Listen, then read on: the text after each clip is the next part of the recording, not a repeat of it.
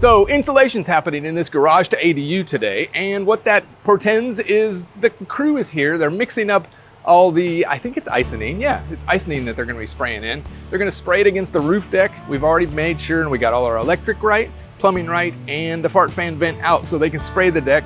It'll cover everything up and be just fine. Yeah. Mike was asking to go 5.5. Okay. Is that correct? Is that a 2x4? 2x4, but I saw you have cross beams where it looks like if you would finish, yeah, it would be a flat ceiling, right? Right. Now, let me tell you here. Oh yeah, I'm not finishing this out. We're gonna leave it vaulted in here, so we don't need to worry about it being shaved off or anything like that. So we covered plastic around just to protect the drywall, less cleanup at the end, you know what I mean? All right, let's go look at the trailer that's what, $50,000 trailer? It's our second one being built. Oh, I'm sure of it. Hey, that much outlay, you're gotta be excited. Should be a boat, right? Yeah.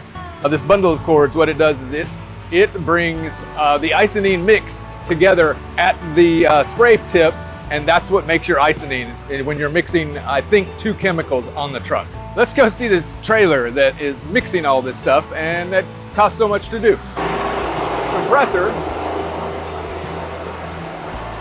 That's a generator, and there's a compressed air dryer. Now let's go around to the other side and you can see where the Icynene is mixed. Here we go. That's the mixer, and there's the cans of Icynene, and there's the protective stuff they wear. This is where the magic happens. It goes down the pipe, down the hose, to the back, and it's mixed. See the final product. And this, let me preface it by saying that this is the final product if you don't cover it up with drywalls. We wanted to keep our foam out and paint it, so this is what it looks like when we did it.